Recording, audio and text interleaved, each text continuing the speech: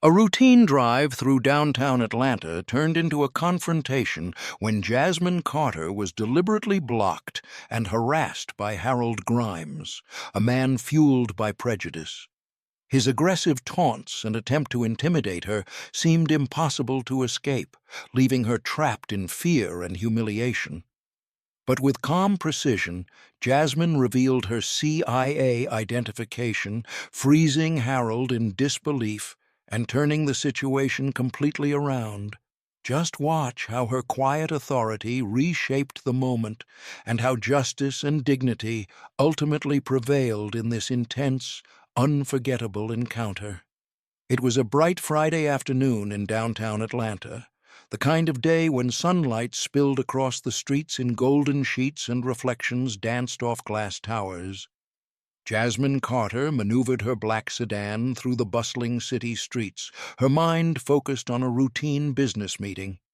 She enjoyed these drives, the way the city hummed with life, the chatter of pedestrians, the distant wail of a siren, the rhythm of wheels rolling over asphalt. Yet, in an instant, that normal, predictable world she relied on fractured. Without warning, a white pickup truck veered sharply in front of her, cutting off her path completely. The suddenness of it made her chest tighten, her foot pressing the brake instinctively. She could feel the vibration through the steering wheel, the thrum of the engine reacting to the abrupt halt. She glanced at the driver, and that was when she saw him, Harold Grimes, a middle-aged man with a face that seemed carved with scorn.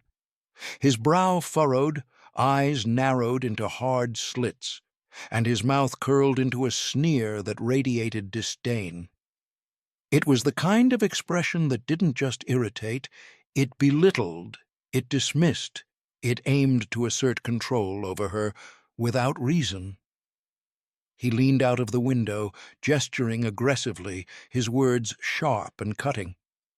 Jasmine could hear them clearly even over the ambient noise of traffic. Slights and insults, carefully calculated to provoke anger and discomfort.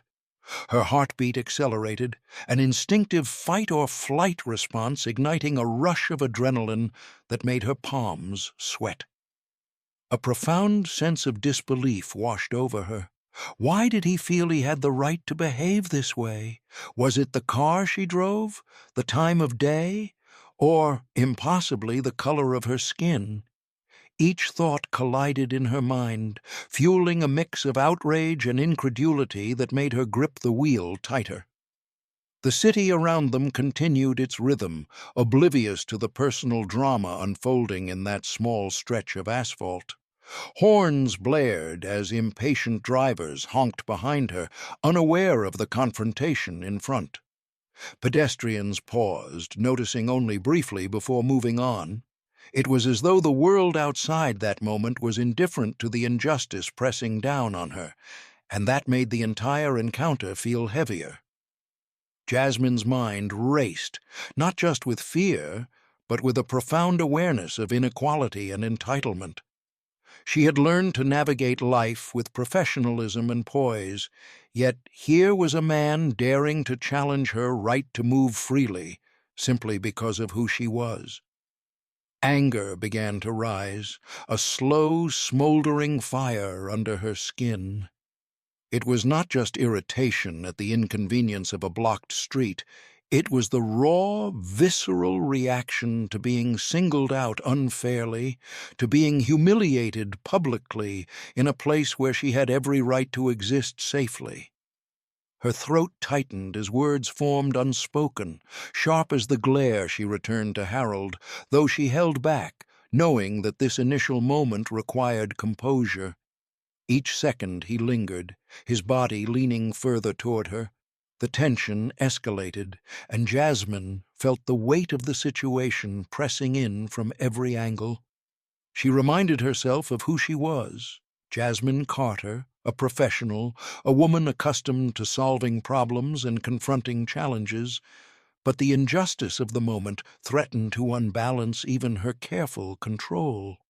Shock mingled with fury, creating a strange electric tension that made the world feel simultaneously unreal and unbearably vivid. The realization was striking. This wasn't an accident, a mere road disagreement. It was a deliberate act, a projection of prejudice and hostility aimed squarely at her. And in that moment, as sunlight glinted off the hood of her car and the city's rhythm pulsed insistently around them, Jasmine felt the first wave of true, unfiltered anger. Not fleeting irritation, but the kind that sharpens focus, awakens determination, and refuses to be ignored. She took a deep breath, inhaling the warm spring air, letting the fire of indignation ignite within her. Her gaze never wavered from Harold's, and in that shared moment of confrontation, a silent question hung between them, an assertion of presence, identity, and defiance. The injustice was immediate, raw, and undeniable. The world had handed her a challenge, and she was already beginning to plan her response. Jasmine took a steadying breath, willing herself to remain calm. She rolled down her window, her voice measured and deliberate as she tried to reason with Harold Grimes. "Sir," she began, keeping her tone professional despite the racing pulse in her chest, "please move your vehicle. I need to get through." For a brief moment, she thought perhaps he might relent.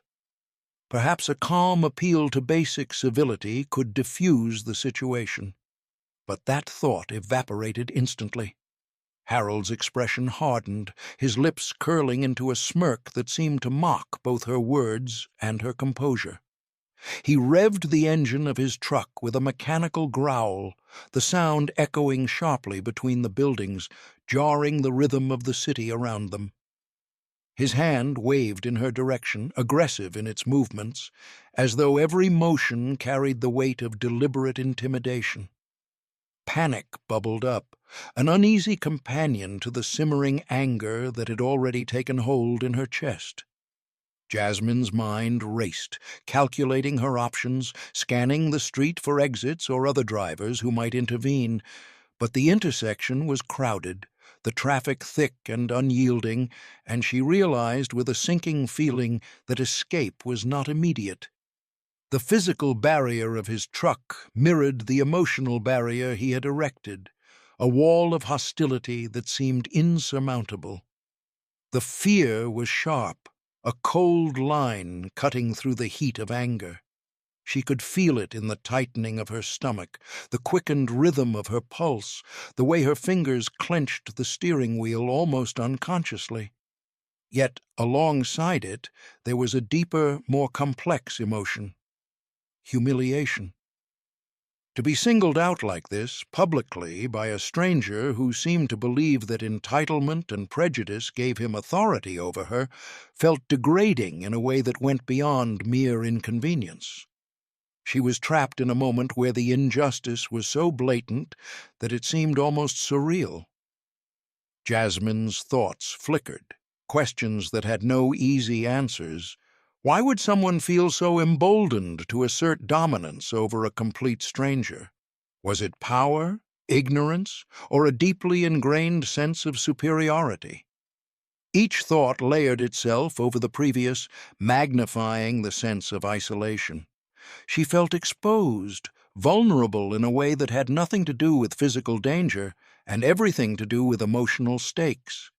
The crowd around them moved as if oblivious, pedestrians sidestepping the scene, drivers honking in irritation, and the city's pulse continued unabated. No one could see, or perhaps no one cared, about the personal trial she was enduring in that moment. Her mind oscillated between fear and disbelief. It wasn't simply that she couldn't move forward, it was the realization that she was facing a kind of cruelty that seemed completely unwarranted. Each second that Harold remained in her path felt like a test, not of skill or intelligence, but of patience, composure, and resilience. She could feel the emotional weight pressing down, heavy and unrelenting, as though the air itself had thickened around her. Her chest tightened, a physical echo of the tension spiraling in her mind. And yet, even in that pressure cooker of emotion, a quiet clarity began to emerge. She recognized the pattern. His anger, his aggression, his need to assert dominance, none of it was truly about her personally.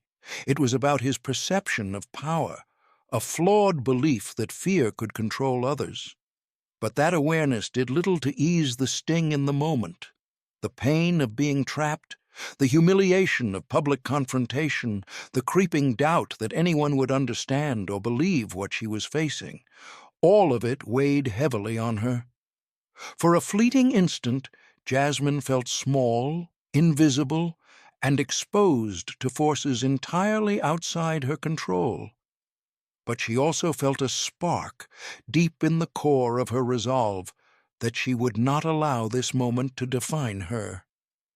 The emotional pain was raw, undeniable, and consuming, but it was also the catalyst for the clarity she would soon need. In that tense, suffocating space between anger and fear, Jasmine realized that this moment, as isolating and cruel as it was, would demand a response. And she would find one. For a long moment, Jasmine sat in her car, the city sounds a dull hum around her, the tension coiling tighter with every second Harold's truck lingered. Her mind raced, scanning every possible reaction, every option for escape or de-escalation. She had faced challenges before, but this moment carried a weight that went beyond professional hurdles or daily frustrations. It was an acute test of composure, presence, and above all, courage. Then, almost instinctively, her hand moved toward the glove compartment, the motion deliberate, precise, and surprisingly calm, even as her pulse thrummed in her ears. Her fingers found the familiar edges of the small rectangular card she had kept there for occasions she never imagined. The CIA identification card gleamed under the afternoon sun, its sleek metallic surface catching the light in a way that made it impossible to ignore. Jasmine's mind focused sharply. This was not about intimidation, not about proving dominance. It was about reclaiming authority over a situation that had spun out of control. Slowly, deliberately, she pulled the card free and let it rest between her fingers, feeling the smooth surface as though grounding herself through touch. With a measured exhale, Jasmine leaned out of the window just enough for Harold to see the card. She did not wave it or brandish it like a weapon. She presented it with the calm assurance of someone who knew the gravity of their presence. The world seemed to hold its breath, the traffic, the pedestrians, the city itself fading into background static. All focus centered on the two figures locked in this moment of confrontation. Her, poised and resolute. Him, confronted with evidence of authority and capability far beyond what he had anticipated. Harold's face shifted in real time, the sneer that had radiated arrogance and contempt faltering. His eyes widened, disbelief frozen there like a photograph caught mid-expression. The revving of the engine stopped abruptly, the hand that had gestured aggressively now suspended in mid-air. He was suddenly no longer in control. The atmosphere had shifted, charged with a new current of respect and caution. Jasmine felt the subtle but unmistakable change.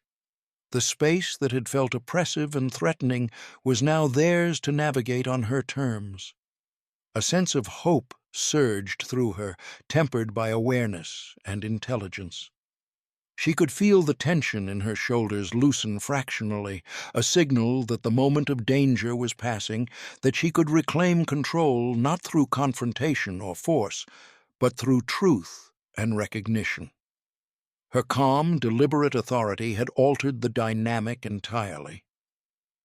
What had begun as fear and anger transformed into a quiet confidence that radiated from her, reshaping the interaction without a word. The injustice that had pressed on her chest moments before now seemed manageable, negotiable, solvable. Jasmine allowed herself a mental note, a recognition of the power of presence. In that suspended moment, she understood that authority does not always manifest in shouting or aggression. It manifests in clarity, composure, and the ability to demonstrate power calmly, decisively, and without malice. The realization lifted a weight she had not fully recognized she was carrying. The fear, the humiliation, the uncertainty. Those emotions, raw and vivid just moments ago, had now been replaced by strategic optimism. For Harold, the world had suddenly narrowed to the implications of that single card. For Jasmine, the moment represented a turning point. Hope was no longer a distant concept. It was tangible, immediate, and actionable. The power of truth, the authority she carried as a professional, and the clarity of her composure had created a pathway forward. She could navigate this encounter safely, reclaim her journey, and step into her own agency once more. As she guided her car around the now motionless truck, Jasmine felt the first true weight of relief. She was not just moving through traffic, she was moving through fear, reclaiming dignity, and demonstrating that knowledge, preparation, and calm decisiveness could alter reality in ways brute force could not. In that pulse of hope, she understood. Control, justice, and recognition did not require confrontation. They required clarity, courage, and the quiet assertion of truth. Harold Grimes remained frozen in the driver's seat of his truck, his body tense, his eyes wide, a mixture of disbelief and hesitation etched across his face. For the first time in the encounter, he was no longer the one in control. Jasmine Carter, calm and deliberate, guided her car past him with the poise of someone who had reclaimed the power that had been challenged mere moments ago. Her hands rested lightly on the steering wheel, her posture upright, her expression composed, signaling with every small gesture that she was neither threatened nor intimidated. The street around them seemed to settle into a quiet rhythm as she passed. Horns and voices that had punctuated the tense minutes of confrontation faded into the background, replaced by the steady beat of her own heartbeat, a pulse of determination and regained authority. The brief encounter, while physically fleeting, carried an impact that transcended the moment. It was a demonstration of resilience and self-possession, a message that hatred, aggression, and prejudice, no matter how brazen, could not diminish her dignity or undermine her confidence. Driving on, Jasmine felt a wave of triumph that was neither loud nor boastful, but quietly profound. It was the satisfaction of standing her ground, of responding not with aggression or retaliation, but with clarity, intelligence, and composure.